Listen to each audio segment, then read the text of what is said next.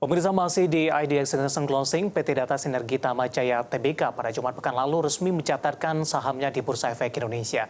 Emiten dengan kode saham elit ini akan menggunakan sebagai dana hasil IPO untuk meningkatkan kapasitas layanan server guna mendukung target pengembangan bisnis layanan cloud. PT Data Sinergi Tama Jaya Tbk resmi melantai di Bursa Efek Indonesia dengan kode elit. Emiten penyedia layanan data center virtual atau cloud ini sebelumnya mendapatkan oversubscribe 222 kali. Direktur Utama PT Data Sinergi Tama Jaya Tbk, Krisna Adi Prawira mengungkapkan, pihaknya ingin segera merealisasikan potensi elit untuk menjadi market leader dan secara konsisten tumbuh dalam kelanjutan ekspansi ke lingkup global. Hal tersebut akan ditopang dengan momentum dan potensi bisnis teknologi pusat data dan data center virtual yang sedang berkembang di Indonesia. Elit juga bertekad untuk mengembangkan transformasi digital melalui pengembangan cloud. Untuk mendukung peningkatan layanan tersebut, Elit berencana untuk mendorong penambahan server melalui dana hasil IPO.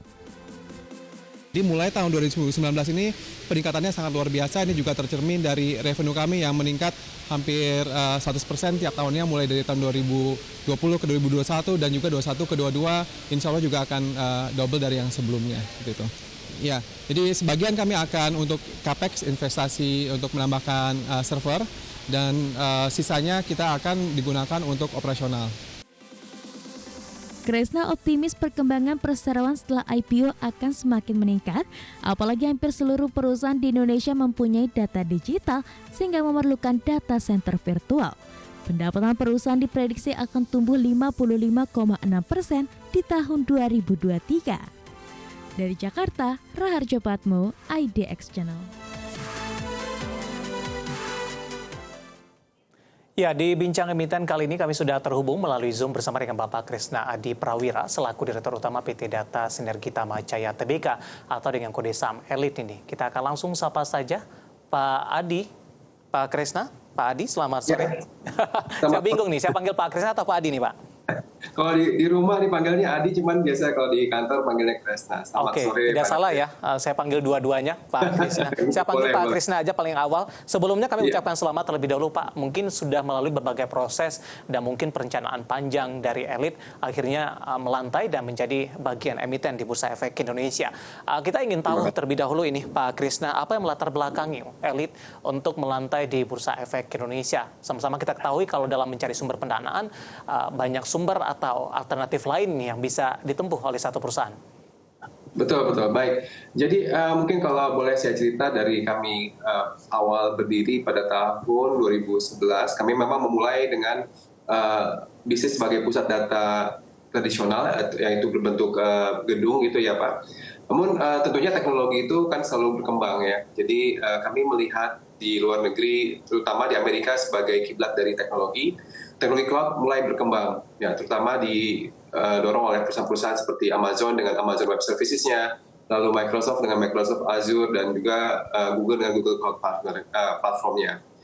Lalu melihat tren tersebut, pada tahun 2019 kami sudah mulai shifting fokus kami, bukan lagi dengan data center fisik, tapi kita sudah mengadopsi data center virtual atau disebut dengan cloud tersebut. Nah, jadi mulai tahun 2019 kami sudah berpartner dengan AWS dan kami sudah menyiapkan juga SDM kami untuk mendukung teknologi yang baru ini. Ya. Nah, jadi kalau ditanya dulu apa sih itu cloud ya, sebenarnya mungkin saya boleh jelaskan sedikit. Cloud itu sebenarnya setiap pemrosesan ataupun penyimpanan data yang ada di internet seperti itu. Jadi kalau teman-teman semua memakai handphone, smartphone saat ini itu pasti menggunakan cloud untuk semua aplikasinya. Itu semua jalannya adanya di cloud. Jadi kita tuh secara tidak sadar setiap harinya itu sudah memakai cloud.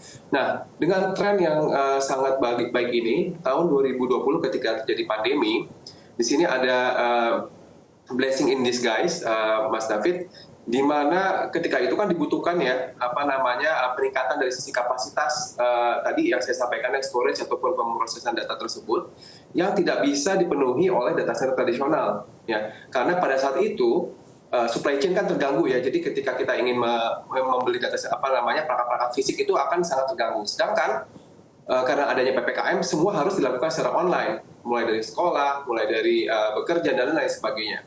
Nah, jadi apa solusinya? Nah, akhirnya pada tahun 2020 berbondong-bondong perusahaan-perusahaan ini, baik swasta, pemerintahan, sekolah, itu semua beralih ke teknologi cloud. Disinilah kami mulai melihat momentum yang sangat cepat dari pertumbuhan bisnis kami.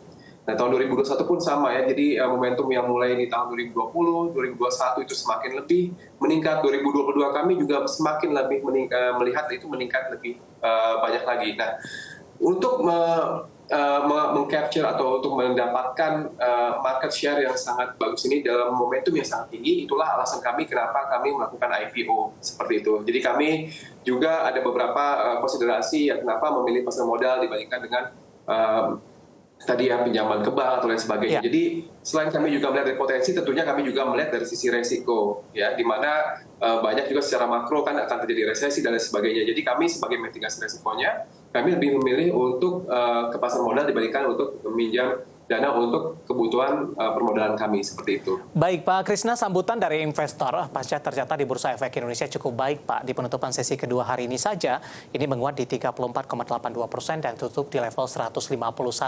Dan tadi juga disampaikan sebelumnya juga mengalami oversubscribe begitu. Dari pandangan Betul. Anda, apa yang menjadi magnet ini bagi para investor? Atau apa yang menjadi daya tarik bagi investor untuk elit nih? Apakah memang prospek dari lini bisnis yang dijalankan ini cukup menjanji ke depannya? Atau mungkin ada aspek lain, Pak Krisna? Ya, betul. Saya juga sangat kaget, surprise ya, begitu melihat animo dari masyarakat, dari publik, mulai dari saat book building sampai dengan sekarang. Kita kalau tidak salah di sesi hari pertama itu kita yang paling tinggi frekuensinya, yang sekarang juga kita kalau nggak salah di top 3 ya Pak ya. Jadi sangat aktif dan sangat tertarik dengan perusahaan kami. Jadi kami melihat bahwa para publik ini juga, para investor melihat juga potensi dari cloud ini Pak, kalau saya lihat ya. Karena memang seperti saya sampaikan di kehidupan sehari-hari ini kita sudah memakai cloud, jadi mereka juga sudah banyak yang sadar akan hal itu dan juga melihat potensi ke depannya, seperti itu Pak. Baik, Pak Prawira, bagaimana Anda melihat respon dari investor kemudian juga setelah melakukan IPO begitu antusiasmenya memang cukup tinggi dalam hal ini. Nah, terkait dengan ini, apa yang akan elit lakukan ini dengan alokasi dana IPO, terutama dari sisi ekspansi apa yang akan dilakukan ke depannya? Tentu dalam hal ini akan lebih meningkatkan kinerja dan juga lebih luasan operasi juga akan semakin luas ke depannya. Betul. Ya, jadi untuk di Indonesia saja ini marketnya masih sangat luas Pak. Jadi untuk tahun ini kita akan fokus untuk menguasai market Indonesia karena kebetulan memang industri kami ini terbilang baru Pak. Mulai kurang lebih tahun 2019 ini mulai beranjak naik ya, dan mulai tahun 2020 dengan masuknya AWS, lalu 2021 dengan masuknya Google, lalu Alibaba dan segala macam, ini juga sebagai salah satu validasi dari internasional, dari pemain cloud internasional bahwa Indonesia adalah market yang sangat besar. Nah, jadi dengan dana IPO ini kami bermaksud untuk menguatkan SDM kami, menguatkan tim kami untuk menguasai market Indonesia. Dan berikutnya kami juga akan mencoba juga memperlebar layanan kami untuk market regional, diawali dengan di negara-negara ASEAN. Kami sedang menjajaki beberapa negara ASEAN bersama dengan partner-partner kami, Pak. Pak Krisna, selain dari prospek kedepannya yang dinilai cukup baik begitu, para investor juga ingin tahu Pak dari sisi kinerja keuangan seperti apa. Apakah elit saat ini terus mengalami pertumbuhan, kemudian juga kemarin ada pandemi. Nah, di 2023 tantangannya juga lebih cukup berat. Ada peluang atau potensi terjadinya resesi, Pak Krisna? Iya, betul. Jadi dari tahun justru kami mulai berkembang ketika pandemi, Mas David, dan untuk tahun 2022 sendiri sampai dengan Oktober, alhamdulillah kami dari segi penjualan kami meningkat hampir 2 kali lipat dibandingin tahun 2021-nya. Dari segi laba bersihnya pun kami meningkat hampir 4 kali lipat untuk bulan Oktober sampai dengan bulan Oktober tahun 2022. Jadi ini membuktikan bahwa market ini masih sangat besar, masih sangat luas, dan kami sangat yakin dengan potensi-potensi cloud ke depannya di Indonesia. Baik, terakhir Pak Prawira, ada bisa disampaikan Pak kepada investor atau pemirsa IDX Channel kenapa harus berinvestasi di saham elit? Ya, sebelumnya kami ingin mengucapkan terima kasih atas kepercayaan dari para investor. Kalau melihat dari yang kemarin book building ada kurang lebih dari 30.000 pemegang saham baru dari Elite. Kami insya Allah akan menjaga amanah dari para investor dan kami juga sangat yakin atas potensi dari cloud ini karena kalau teman-teman investor lihat di luar negeri untuk Amazon penyumbang profit terbesar itu dari bisnis cloud mereka AWS. Okay. Sama halnya juga dengan Microsoft dan Google juga sudah menjadi sangat bagian penting bagi mereka. Jadi ini adalah suatu bisnis yang sangat potensi untuk sekarang dan ke depannya. Terima kasih. Baik, Pak Kresna, waktu kita cukup terbatas. Terima kasih sudah bergabung bersama dengan kami dan semua kita bahas bisa menjadi referensi bagi pemirsa, bagi para investor dan juga trader di pasar modal Indonesia. Pak Kresna, terima kasih. Sehat selalu, Pak. Terima kasih, sehat selalu. Baik, ada Bapak Kresna Adi Prawira selaku Direktur Utama PT Data Sinergi Tama Jaya Tbk.